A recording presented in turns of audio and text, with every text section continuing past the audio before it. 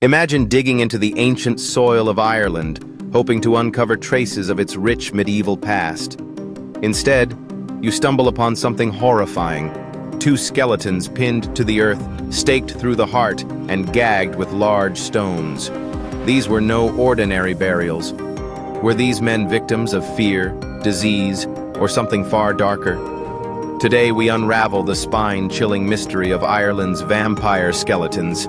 Stay with us, because the truth behind these graves is far more disturbing than you might expect. Segment 1. The Gruesome Discovery. In 2011, archaeologists working near Kiltisheen, County Roscommon, unearthed two male skeletons buried in an unusual way. Both bodies were pinned down by large stones placed in their mouths, meant to silence them. Stakes driven through their hearts were meant to prevent them from rising from the grave. These skeletons were dated to the 8th century, much earlier than the vampire folklore commonly associated with Eastern Europe. The researchers described this as a form of deviant burial, reserved for those who were believed to be dangerous, even after death. But who were these men? And why did their community go to such terrifying lengths to keep them in their graves? Segment 2. Theories behind the vampires. The locals who buried these men clearly believed they posed a post-mortem threat. Why? Disease and scapegoating. One skeleton showed signs of tuberculosis, a disease that spread rapidly and was poorly understood. In medieval Ireland, illnesses were often linked to curses, spirits, or divine punishment. These men may have been accused of causing plagues or misfortunes in the community. Revenants and superstition. Medieval Irish folklore tells of revenants, the undead who could rise from their graves to harm the living.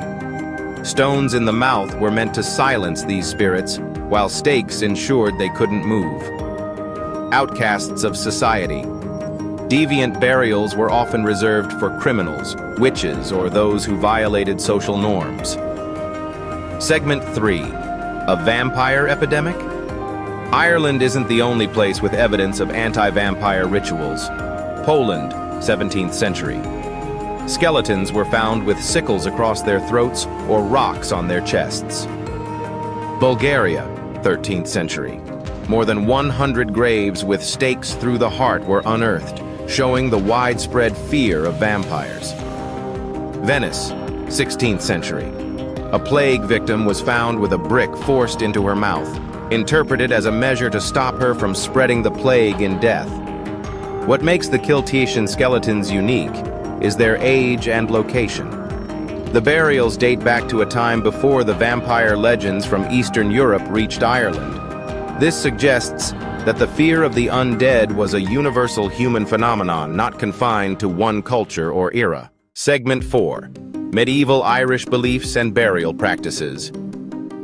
In medieval Ireland, death was surrounded by ritual and superstition. Grave goods. Most burials included items for the afterlife. The absence of such items in these graves suggests the men were rejected by their community. Christian influence. By the 8th century, Christianity had spread through Ireland, yet pagan practices like these persisted. Fear of the unexplainable. Natural decomposition can create unsettling phenomena. For example, corpses can bloat, leading to the belief that they fed on the living. Blood might seep from the mouth, further fueling rumors of vampirism. But could this really explain such extreme burial methods, or was there more to the story? Segment 5. The Science of Fear. Modern forensic analysis sheds light on the mystery.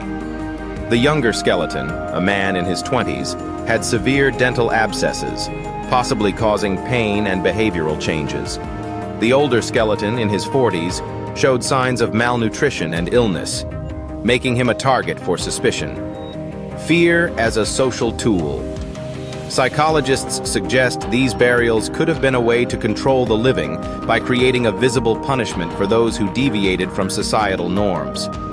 But what if science can't fully explain the terrifying truth of what happened in Kiltisheen? Segment 6. The Deeper Mystery. Could there have been a supernatural aspect to this story? Local legends tell of restless spirits in the area who haunted the living. The Kiltishin site was close to a medieval monastery. Did the monks play a role in these burials? Some believe these skeletons are evidence of ancient vampire-like beings, a theory supported by the global similarities in anti-vampire burials. If these men weren't just scapegoats, could they have been part of an ancient secret the church wanted to bury? Segment 7. The Legacy of the Vampire Skeletons. Today, the Kiltashin skeletons have reignited interest in the darker side of medieval history. They challenge the idea that vampiric folklore began in Eastern Europe, suggesting that such fears were far older and more widespread. The skeletons also serve as a haunting reminder of the power of fear, how it can turn ordinary people into monsters, desecrating the dead to protect themselves. But what if we've only scratched the surface of this mystery? Could more vampire graves be waiting to be found beneath Ireland's green fields? Segment 8.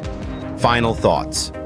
As the evidence stands, the Kiltishin vampire skeletons are a fascinating mix of science, superstition, and storytelling. Whether they were victims of medieval paranoia or something far darker remains an open question. What do you believe?